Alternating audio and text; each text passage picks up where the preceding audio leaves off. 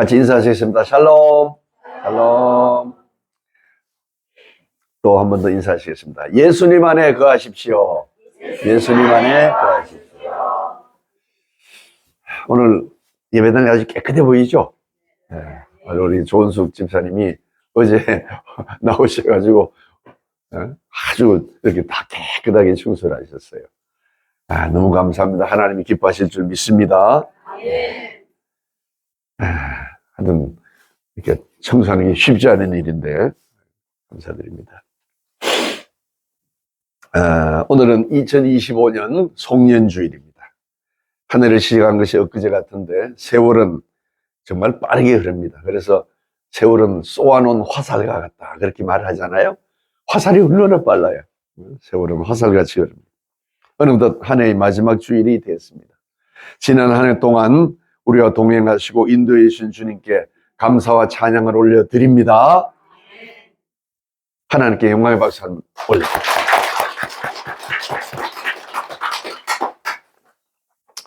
여러 가지 감사한 일들이 있지만 특별히 지난 한 해 동안 여러 성도님들이 새로 우리 교회에 나오신 거 이게 정말 하나님께 감사드립니다.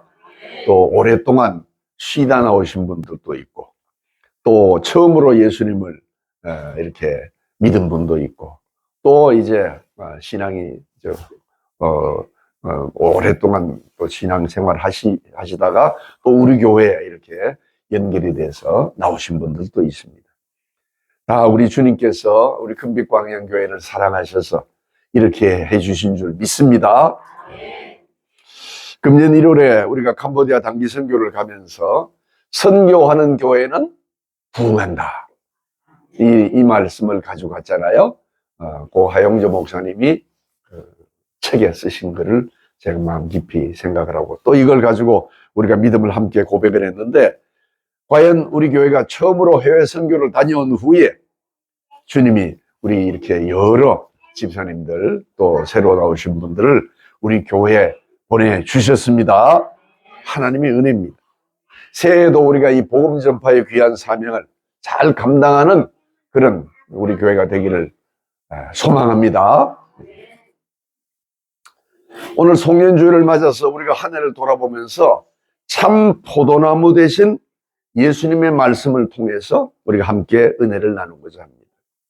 오늘 본문은 예수님이 마가의 다락방에서 유월절을 이제 식사를 하잖아요. 성만찬. 유월절 만찬을 마치시고 제자들과 함께 감람산으로 이동하면서 하신 말씀이라고 보통 학자들이 해석을 합니다. 노한복음을 읽어보면 그렇게 볼 수가 있습니다. 이날은 예수님께서 십자가를 지시기 바로 하루 전이에요. 바로 이어서 이제 예수님께서 감람산 겟세마네 동산에서 기도를 하신 이후에 십자가에 달리시기 위해서 체포되는 그런 날 바로 하루 전날에 예수님이 이제 하신 말씀. 그러므로 나는 참 포도나무요 라는 이 말씀은 예수님께서 이 땅을 떠나서 하늘나라를 가시기 전에 제자들에게 간곡하게 당부하신 말씀이다. 이렇게 우리가 할 수가 있습니다. 간곡한 말은 참 의미가 있잖아요. 어머니가 이제 얼마 전에 세상을 떠나셨지만 마지막으로 세상을 떠나실 때 여동생 그러니까 딸 저로서는 여동생 딸이 우리가 사남일녀인데 딸이 어머니를 지극정성으로 모셨어요. 매일 가서. 그리고 지난번에 아프고 난 다음에 요번에 이제 다시 아파가지고 하실 동안에는 그 한 달여 거의 한 2달 기간 동안을 매일 아침에 그 옆에 있는 요양 그 사랑둥지에 가가지고 아침 식사도 직접, 점심도 직접, 저녁도 직접 이렇게 같이 식사를 했어요. 너무 직정성으로 해가지고 지금 여동생이 지금 몸져서 누웠어요. 어머니 세상 떠나신 이후에.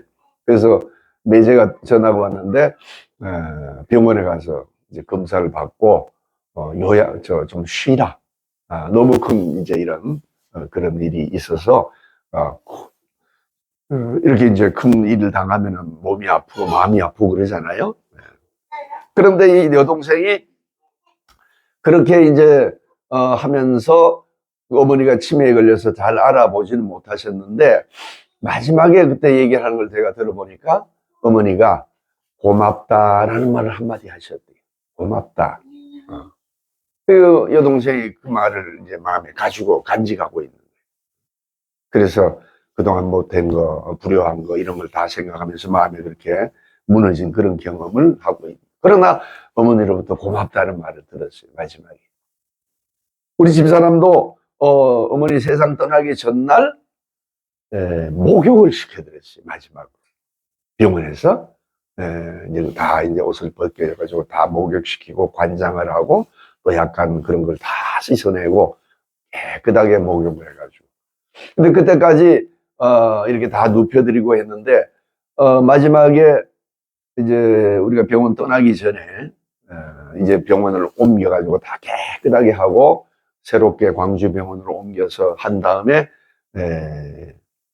어머니 눈을 보세요. 이제 눈을 감고 계속 있으시니까. 근데 마지막 순간에 어머니가 눈을 맞추질 못하셨어요. 우리가 이제 세상 떠나실 줄 몰랐죠, 사실은. 그렇게 눈을 맞추질 못하는데 어머니 일어나세요. 눈을 안 떠보세요. 아들이 왔습니다. 딸이 있습니다. 하고 자꾸 얘기를 하니까 어머니가 마지막 순간에 눈을 크게 떠가지고 우리 며느리하고 눈을 맞춘 거예요. 말은 못하지만. 그게 마지막 맞춤이었어요. 그래서 어머니가 눈을 떴네. 그러고 이제 맞춰보라고 다들 이제 저하고 여동생한테 그렇게 얘기를 하는. 어머니 마지막 순간에 이제 그 눈을 크게 떠서 눈을 맞추면서 며느리 이제 쳐다봤어요. 저는 마지막에 이렇게 그런 기회를 갖지를 못했어요. 물론 하루 전에 같이 있으면서 마지막에 기도를 같이 했습니다. 며느리하고 우리 집사람하고 여동생하고 셋이서 어머니를 붙잡고 같이 기도하고 이제 올라왔고, 그리고 그날 자는 새벽에 이제 연락받고 다시 내려가서 그랬더니 이미 운명을 하셨던. 간곡한 말은 이제 우리가 의미가 있습니다. 주님께서 이 십자가를 지시기 전에 예수님께서 제자들과 또 이 사람들에게 한 말씀이 물론 여러 가지 있었겠지만 특별히 요한복음에는 나는 참 포도나무요 너희는 가지라, 이 말씀을 전해주신 거예요. 감람산에는 올리브와 함께 즉 포도밭이 많이 있었어요. 탐스러운 포도송이가 주렁주렁 달린 그 포도나무의 이미지는 이스라엘 사람들에게는 매우 친근한 거예요. 이곳은 오래전에 이스라엘의 가나안을 정복하기 전에 그때부터 이미 포도를 재배했습니다. 우리가 성경을 읽어보면 민수기에 보면 가나안 정탐꾼들이 에스골 골짜기에서 딴 포도가 얼마나 큰지 그 포도송이를 두 사람이 나무에 매서 가지고 온 그런 장면이 나오잖아요. 포도가 많이 익었습니다. 또 역사를 훨씬 거슬러 올라가면 노아 시대 때부터 포도를 경작한 게 창세기에 나옵니다. 창세기 9장 20절에 보니까 노아가 농사를 시작하여 포도나무를 심었더니, 포도 농사의 최초 사람은 노아예요. 노아.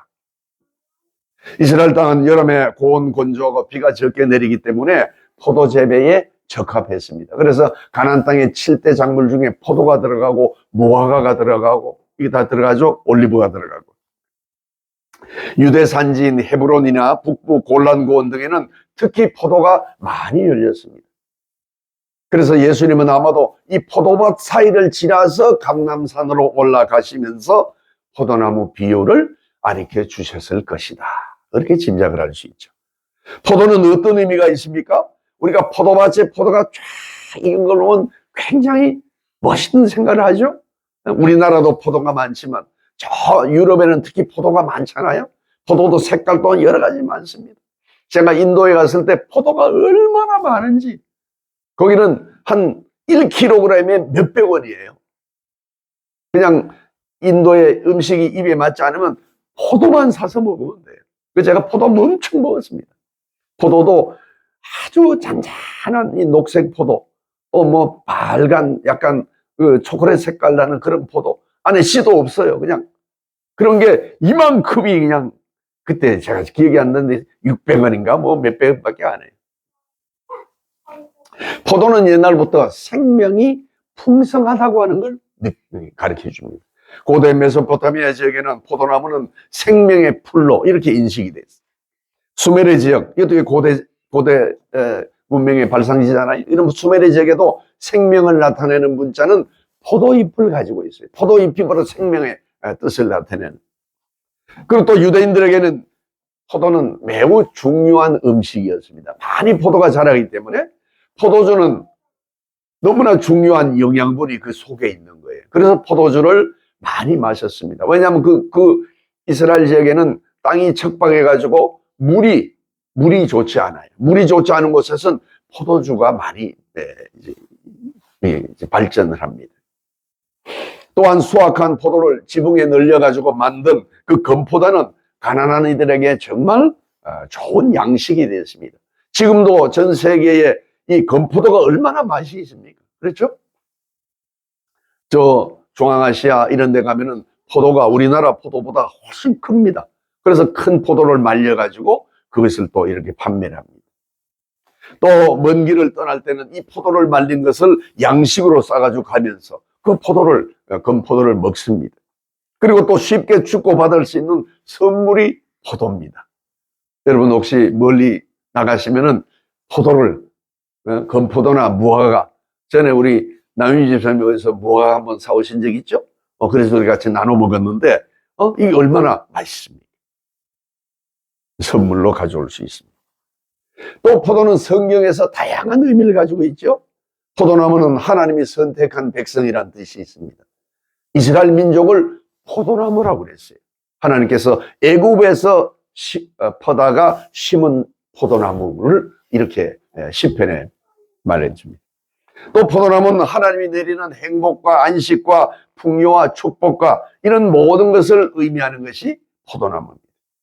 그래서 유목 생활을 하던 이스라엘 민족은 그들이 꿈꾸는 이상적인 사회, 이상적인 나라, 이상적인 생활을 가리켜서 모든 사람이 자기 포도나무와 무화과 나무가 알아야 하는 것이라고 말했어요. 모든 사람이 자기 소유의 무화과 나무와 자기 소유의 포도나무를 갖는 것이 이상적인 나라다, 이상적인 생활이다, 이렇게 얘기해요. 그 정도로 이스라엘 사람들은 포도나무와 친숙했습니다. 그러므로 예수님이 나는 참 포도나무요 라고 하는 말씀을 하셨을 때 이를 듣는 제자들과 이스라엘 백성은 큰 의미로 다가온 거예요. 어떤 의미가 되겠습니까? 예수님이 모든 것이 된다는 그런 의미입니다. 예수님이 모든 것이 된다는 거예요.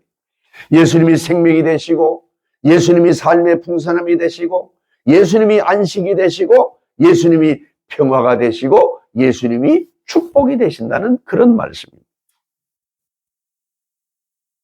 때때로 우리는 어리석게도 모든 것 되시는 주님을 멀리할 때가 있죠. 주님은 우리의 모든 것이 되는 것을 믿으시기 바랍니다. 주님은 참 포도나무가 되시는 거예요. 참 포도나무 되시는 예수님께서 오늘 본문을 통해서 우리에게 몇 가지 교훈을 가르쳐주고 있습니다. 첫째는 주님께 붙어 있으라는 거예요. 2절과 3절에 보니까 물은 내게 붙어 있어 열매를 맺지 아니하는 가지는 아버지께서 그것을 제거해버리고 열매를 맺는 가지는 더 열매를 맺게 하려 하여 그것을 깨끗하게 하시나니라. 너희는 내가 일러준 말로 이미 깨끗하여졌으니, 이렇게 얘기합니다. 예수님은 포도나무이시고 우리는 가지입니다. 가지는 포도나무에 붙어 있어야 영양분을 취하고 열매를 맺을 수 있습니다. 그러므로 우리들도 예수님에게 붙어 있을 때 모든 것이 공급되고 지탱되고 열매를 맺게 되는 줄 믿습니다. 우리는 참 포도나무인 예수님께 붙어 있어야 합니다. 포도나무에 붙어 있는 가지는 열매를 맺습니다. 가지가 포도나무에 단단히 붙어 있으면 농부 되시는 하나님께서 부지런히 가꾸어 주셔서 가지를 보호하기 위해서 잡초를 제거하고 포도나무에 단단히 붙여서 떨어지지 않게 하십니다. 가지가 포도나무로부터 나오는 영양분을 받아서 알차게 자라고 꽃을 피우도록 도와주십니다. 그렇게 하심으로 포도나무는 많은 열매를 맺게 됩니다. 우리가 주님께 붙어 있을 때 주님이 역사하시고 우리를 통해서 주님의 일을 하게 하시고 우리는 열매를 맺게 되는 줄 믿습니다. 예수님께 붙어 있는 축복은 야곱의 12 아들 중에서 특별히 유다와 요셉을 향해서 하신 축복과 같습니다. 가장 뛰어난 아들로 유다와 요셉을 꼽죠. 야곱은 유다를 축복했습니다. 창세기 49장 11절에 보니까 그의 나귀를 포도나무에 매며 그의 암나귀 새끼를 아름다운 포도나무에 맬 것이며 또 그 옷을 포도주에 빨리며 그의 복장을 포도즙에 빨리로다. 포도 열매가 풍성한 걸 가리키는 거예요. 나귀는 대체적으로 문 앞에 있는 어떤 아무 나무에나 잡목에 메어둡니다. 그러나 유다의 후손은 미래에 얼마나 큰 축복을 받는지 이 나귀를 포도나무에 메어둘 만큼 포도나무가 풍성한 그런 축복을 받고 비옥한 땅을 얻게 되리라는 그런 축복을 받는다는 거예요. 요셉이 받는 축복도 주님께 붙어있는 축복입니다. 창세기 49장 22절에 보니까 요셉은 무성한 가지 곧 샘 곁에 무성한 가지라 그 가지가 담을 넘었도다. 가뭄이 심해도 포도나무이신 주님께 붙어있으면 샘 곁에 심은 나무처럼 풍성한 삶을 누릴 줄 믿습니다. 이게 요셉이 받은 축복이에요. 그러므로 그리스도인은 주님께 붙어 있어야 됩니다. 주님께 붙어 있을 때 열매를 많이 맺고 담을 넘어서 가지가 뻗어나가고 또 열매를 많이 맺게 되면 하나님 아버지께 영광을 돌리게 되고 우리는 주님의 참된 제자가 되는 줄 믿습니다. 그래서 우리는 더 많은 열매를 맺도록 주님께서는 우리를 깨끗하게 하신다고 또 말씀하셨어요. 주님이 깨끗하게 하는 방식은 말씀을 통해 하십니다. 말씀으로 우리를 깨끗하게 합니다. 하나님의 말씀은 살아있고 생명력이 있어 우리가 잘 아는 말씀이죠. 히브리서 좌우의 날선 어떤 것보다 예리하며 혼과 영과 및 관절과 골수를 찔러 쪼개기까지 하시며 또 우리의 마음과 생각, 우리의 마음의 생각과 뜻을 감찰하시나니라. 말씀 속에서 깨끗하게 나가는 능력이 있습니다. 세상의 지식이나 세상에서 우리를 가르치는 그런 사람은 어떻게 살아야 하는지 그런 고상한 삶을 위해서 어떤 규칙이라든지 어떤 사례든지 이런 교훈을 우리에게 알려줍니다. 그러나 말씀은 우리를 깨끗하게 하고 생명을 줍니다. 우리를 깨어있게 하고 또 바르게 살 능력을 주시고 말씀을 깨닫게 하고 우리의 삶이 바른 대로 향하도록 도와주시는 것이 하나님의 말씀입니다. 주의 말씀 안에 있을 때 이런 능력이 나타납니다. 우리의 마음과 성격을 바꾸는 것은 오직 하나님의 말씀입니다. 말씀이 있을 때 변화가 일어납니다. 말씀이 없으면 변화가 일어나지 않습니다. 그러므로 우리가 지난 한 해 돌이켜보면서 열매를 많이 맺지 못했다면 그것은 포도나무이신 주님께 우리가 붙어있지 않았기 때문에 그렇습니다. 주님께 붙어있지 않으면 말씀이 나에게 역사하지 않고 열매를 맺는 삶을 살아갈 수가 없습니다. 세상 일에 열중하게 됩니다. 또 주님의 일에 소홀히 하게 됩니다. 그러면 생명 되신 주님 앞에서 가치 없는 열매를 맺게 되고 주님께 영광을 돌려드리기가 어렵습니다. 주님께 붙어 있으면 열매를 맺습니다. 열매를 맺는 것은 하나님을 영화롭게 하는 것입니다. 주님께서는 너희가 열매를 많이 맺으면 내 아버지께 영광을 하나님께서 영광을 받으실 것이요 너희는 내 제자가 되리라 이렇게 말씀하셨습니다. 주님께 붙어있는 저와 여러분 되시기 바랍니다. 둘째로는 주님 안에 거하라고 말씀합니다. 4절에서 6절 보니까 내 안에 거하라. 나도 너희 안에 거하리라. 가지가 포도나무에 붙어있지 아니하면 스스로 열매를 맺을 수 없음 같이 너희도 내 안에 있지 아니하면 그러하리라. 나는 포도나무 너희는 가지라. 그가 내 안에 내가 그 안에 거하면 사람이 열매를 많이 맺나니 나를 떠나서는 너희가 아무것도 할 수 없습니다. 사람이 내 안에 거하지 아니하면 가지처럼 밖에 버려져 마르나니 사람들은 그것을 모아다가 불에 던져 살아나니라. 내 안에 거하라 하는 것은 예수님을 믿으라 하는 말과 같은 거죠. 예수님과 연합하여 살아라 이런 말입니다. 즉 예수님의 사랑 안에 머물러 있어라 이런 뜻입니다. 예수님이 이렇게 말씀하시는 그 의미는 열매를 맺지 못하면서도 자기 스스로를 나는 하나님의 자녀야, 포도나무 가지야, 그리스도의 제자라 이렇게 여기는 사람들이 많다는 것을 암시해 주는 말입니다. 예수님도 섬기면서 때로는 세상 욕심도 쫓아 살면서 세상 일도 이루어 사는 것은 결코 두 개 다 양립할 수 있는 일이 아닙니다. 그렇죠? 예수님을 소중히 여기고 그의 뜻을 따르든지 아니면 세상 뜻대로 살아가는 그 둘 중에 하나를 택해야 됩니다. 주님은 우리가 온전히 주님 안에 거하기를 원하십니다. 그래서 주님은 말씀합니다.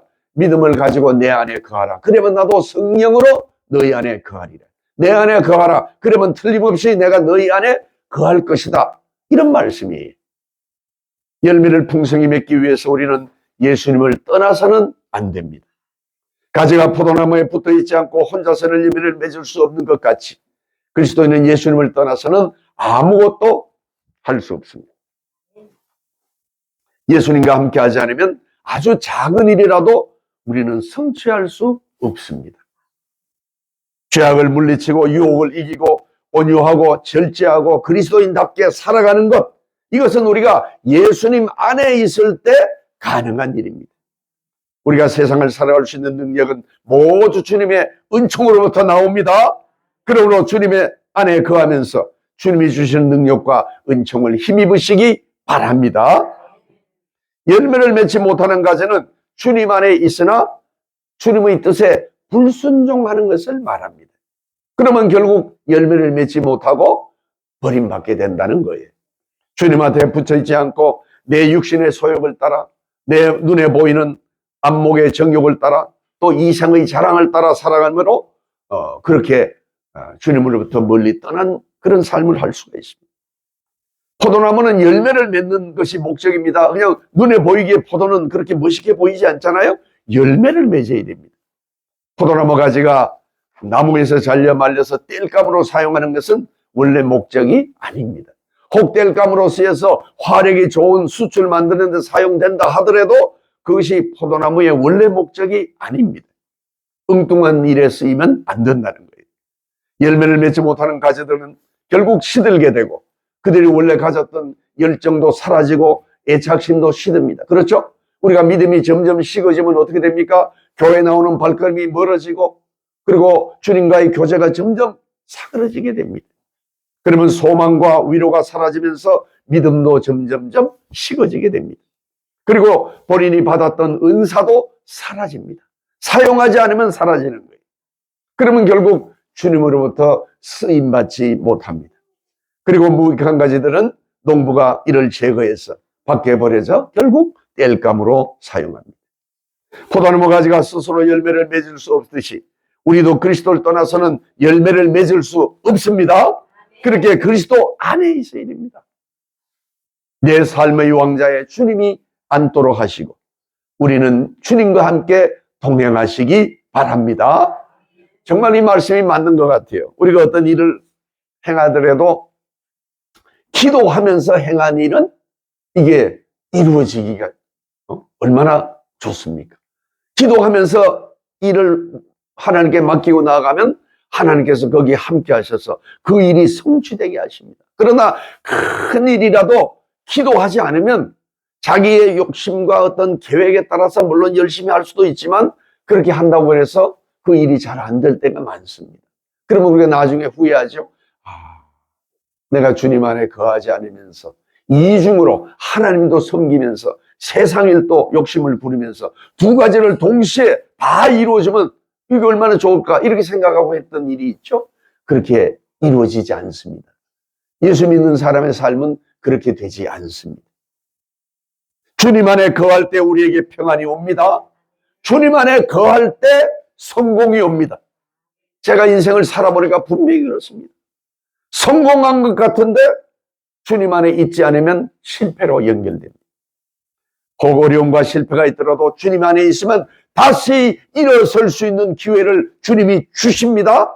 용기를 주십니다. 분명히 그렇습니다.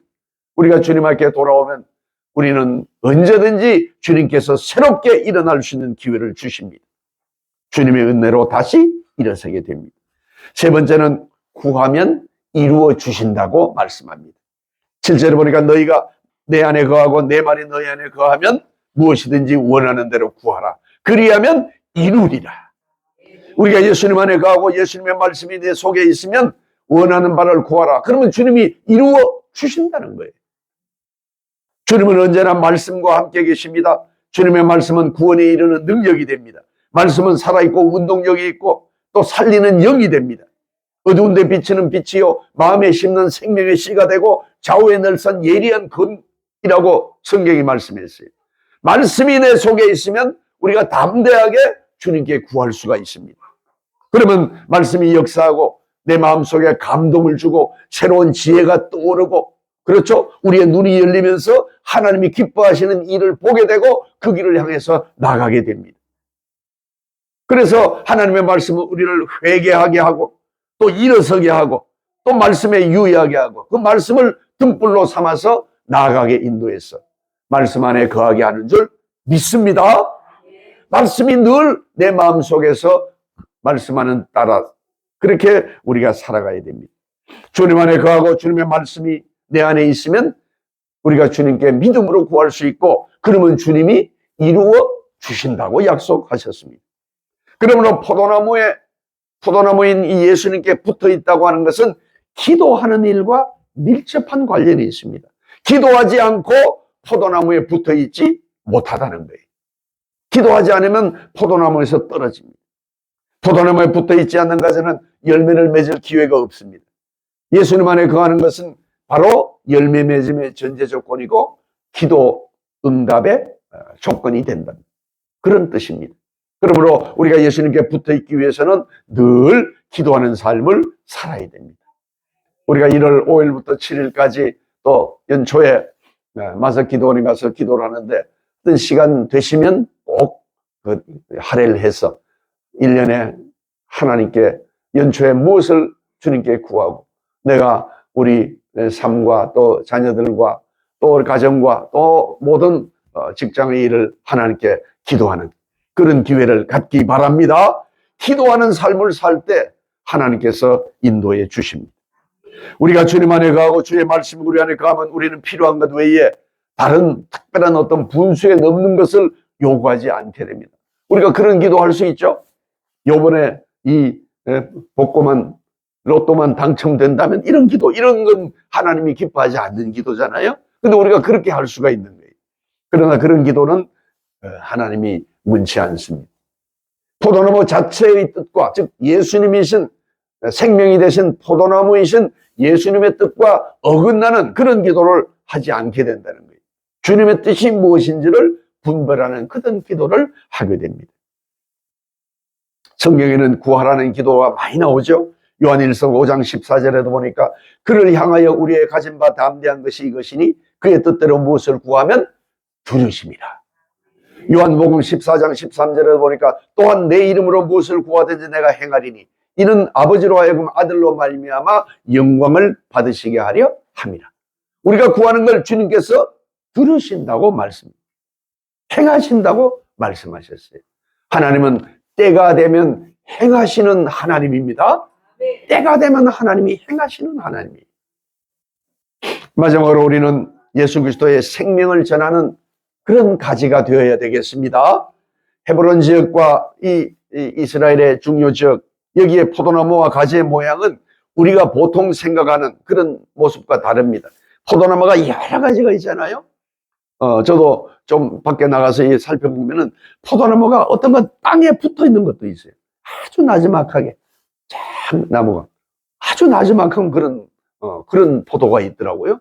그리고 큰 데에서 그 사이로 이 차가 다닐 정도로 큰 그런 포도나무도 있어요. 그래서 그 안으로 쫙 가면서 마음대로 수확할 수 있는 키 큰 그런 가지도 있고 여러 가지가 있습니다.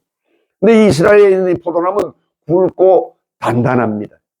포도원 그 지기들은 포도나무를 다듬고 가꾸면서 이 포도나무가 튼실하게 자라도록 잘 관리를 해주는 거예요. 그래서 연약한 것은 제거하고 튼튼하게 해서 옆으로 잘 뻗어나가게. 그런데 그 아주 연약한 가지에서 어떻게 됩니까? 튼튼한 포도가 맺습니다. 어떤 분 보면 포도송이가 너무 커가지고 부러질 것 같은 그런 것도 있잖아요. 그런데 튼튼하게 가지가 그걸 붙들고 있습니다. 이것은 포도나무 자체의 힘입니다. 가지가 그렇게 튼튼한 것도 물론 있지만 포도나무가 우람하게 튼튼하게 자라있기 때문에 포도송이가 그렇게 잘 맺을 수 있는 거예요. 헤브론의 맛좋고 신한 포도는 그 가지의 힘이 아니라 포도나무 자체 때문에 아름다운 열매를 맺게 되는 거예요. 그러므로 우리도 비록 연약하고 보잘것없는 가지와 같은 존재지만 참 포도나무 되시는 예수님께 붙어 있을 때 우리는 위대한 열매를 맺을 수 있습니다. 예수 믿는 사람은 예수님께 붙어 있어야 됩니다. 내 안에 거하라. 이 얼마나 하나님의 크신 은총입니다. 가지가 아무리 연약해도 가지가 없이는 포도나무를 열매를 맺을 수 없습니다. 아무리 맛있고 큼직한 포도를 끌어맺는 포도나무로 할지라도 작고 가늘고 약해 보이는 가지가 있기 때문에 열매가 거기에 맺히는 겁니다. 그러므로 우리 예수 믿는 사람은 예수 그리스도의 생명이 우리를 통해서 전달하는 통로가 되는 줄 믿습니다. 예수님이 직접 말씀하지 못하잖아요. 지금은 예수님의 말씀을 우리가 전해야 됩니다. 우리는 그래서 예수 그리스도를 전하는 편지가 되고 우리가 예수님의 향기를 드러내는 향기가 되고 우리는 예수님의 복음을 전하는 예수 그리스도의 대사가 된 줄 믿습니다. 이게 다 성경에 나온 말씀입니다. 주님은 나는 포도나무 너희는 가지라고 말씀합니다. 내 안에 붙어 있으라고 말씀합니다. 나를 떠나서 너희가 아무것도 이룰 수 없다고 말씀합니다. 한 해를 돌아보면 나 혼자의 계획과 나 혼자의 힘으로 이루어지는 것이 없는 것을 다시 한번 깨닫게 됩니다. 그렇죠? 우리가 연초에 교회를 위해서 기도할 때 막연한 기도를 드리잖아요. 하나님 우리 교회를 도와주시고 하나님께서 우리 교회에 성령의 은총을 더하여 주셔서 부흥하게 하시고 하나님의 은혜가 임하게 하여 주시고 재정도 풍성하게 하여 주옵소서 이렇게 기도하잖아요. 그것이 우리의 어떤 세밀한 계획에 있어서 이루어지는 것이 아니고 하나님께 믿고 기도하는 거예요. 하나님께 믿고 기도할 때에 하나님께서 은혜를 주셔서 우리 교회의 재정도 풍성하게 하시고 또 부흥하게 하시고 또 믿음으로 든든히 서게 하여 주신 줄 믿습니다. 내 혼자의 계획과 힘으로는 우리의 어떤 계획이 성취되기 어렵습니다. 우리의 직장 생활이나 우리의 사업이나 우리의 자녀의 문제나 그렇죠. 내 건강이나 이 모든 것을 주님께 우리가 맡겨야 됩니다. 그리고 주님께 붙어 있어야 됩니다.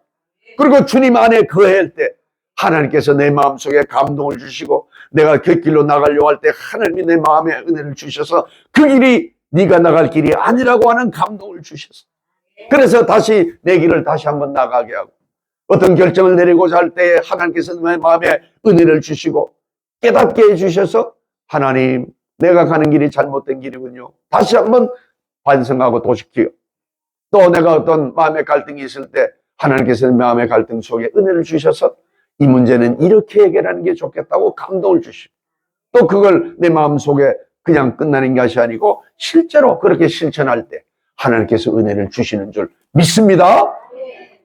제가 전에 얘기했죠.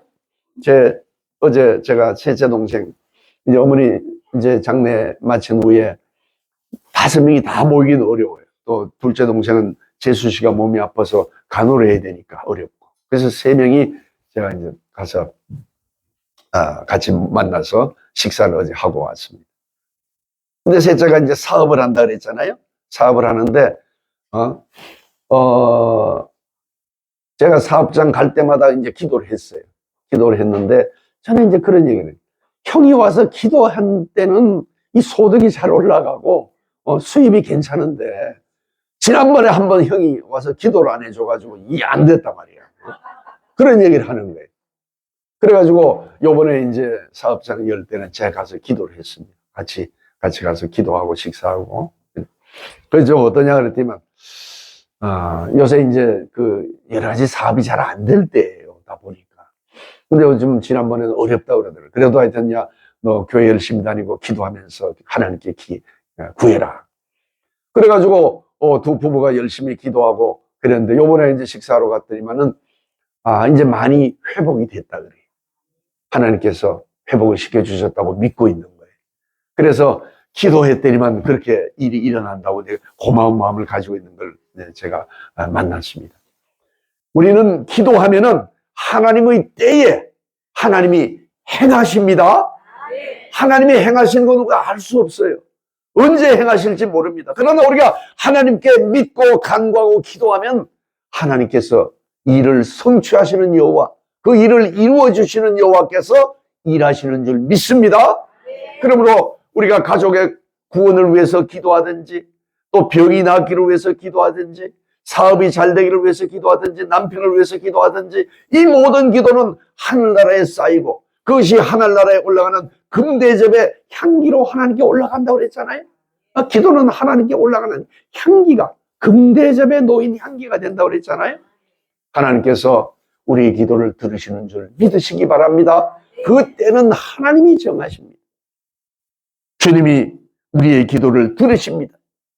주님 안에 머물지 않으면 분란이 생기고 다툼이 생기고 갈등이 생기고 거기에 사탄이 꼬임을, 그렇게 유혹이 생기게 됩니다. 그것은 우리가 주님 안에 머물지 않기 때문에 그런 거예요. 주님이 힘을 주셔야 합니다. 주님께 기도하고 말씀의 확신 가운데 있을 때 주님이 은혜를 내려주십니다. 주님 안에 거하시기 바랍니다. 우리가 한 해를 제가 무슨 말씀을 전할까 하다가 이 말씀을 다시 한번 드리게 됐습니다. 주님 안에 거하시기 바랍니다. 저와 여러분은 금년 안에 주님 안에 거하시는 생활, 또 내년 안에도 주님 안에 거하는 생활을 힘써야 되겠습니다. 주님을 붙어 있지 않으므로 실패했던 우리의 모든 것을 하나님께 다시 한번 회개하고, 또 하나님 새로운 새해를 우리에게 주신 이제 하나님께 감사하고, 주님 안에 머물고, 또 내 안에 거하라고 하신 그 말씀을 따라서 하나님 안에 거하면서 주님의 말씀을 마음속 깊이 새기고, 또 기도하면서, 또 주의 생명을 전하면서, 그러므로 하나님께서 우리에게 주시는 열매를 많이 맺어서 주님의 영광을 드러내는 그런 복된 인생을 살아가시는 그런 우리 모든 성도들 되시기를 주의 이름으로 축원합니다.